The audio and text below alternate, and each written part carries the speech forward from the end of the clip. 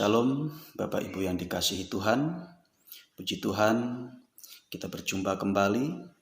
Meskipun kita tidak bisa bertemu secara langsung, tetapi setidaknya kita bisa bertemu melalui sebuah video. Dalam kesempatan ini saya mau menyampaikan firman Tuhan yang mudah-mudahan ini dapat menjadi berkat bagi Bapak dan Ibu semua. Di dalam surat Petrus yang kedua, di dalam pasal yang ke-1, saya akan bacakan firman Tuhan ini. Ayat 3 sampai ayat yang ke-4 dikatakan, "Karena kuasa ilahinya telah menganugerahkan kepada kita segala sesuatu yang berguna untuk hidup yang saleh oleh pengenalan kita akan Dia, yang telah memanggil kita oleh kuasanya yang mulia dan ajaib. Dengan jalan itu Ia telah menganugerahkan kepada kita janji-janji yang berharga dan yang sangat besar, supaya olehnya kamu boleh mengambil bagian dalam kodrat ilahi dan luput dari hawa nafsu duniawi yang membinasakan dunia." Amin Bapak Ibu. Saat ini kita sedang dalam posisi yang sulit.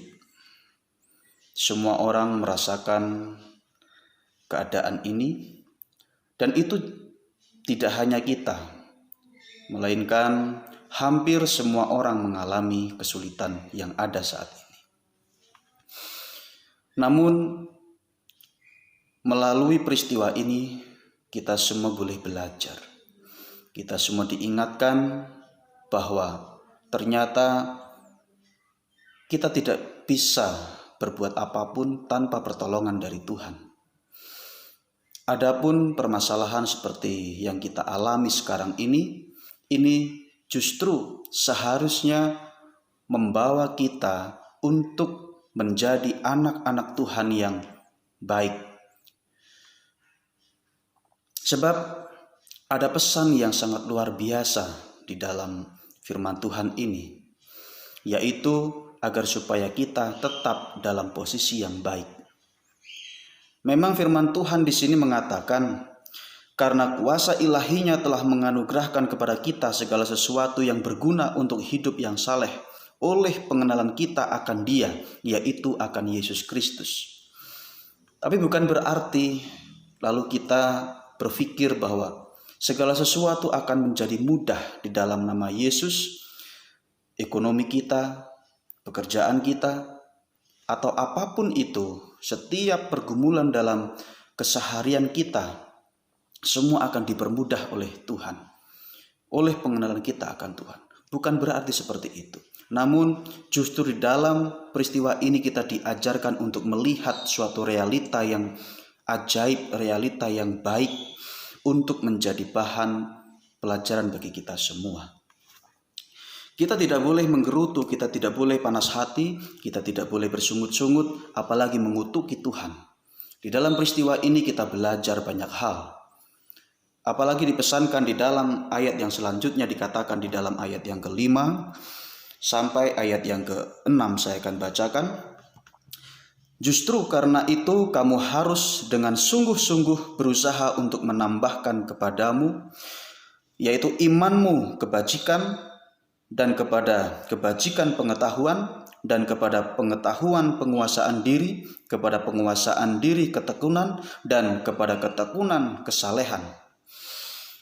Di dalam firman Tuhan ini ada beberapa pesan yang bisa kita terima. Satu, dikatakan bahwa kita harus mengalami penambahan iman. Artinya yang ke-1, kita harus menambahkan iman kita. Dalam posisi yang sulit seperti sekarang ini, jangan sampai membuat iman kita menjadi semakin loyo, menjadi semakin kendor, melainkan kita memiliki tugas harus tetap memiliki rasa percaya kepada Tuhan yang semakin gigih, yang semakin kuat. Justru di dalam posisi ini kita boleh belajar dan kita diuji, iman kita dicoba.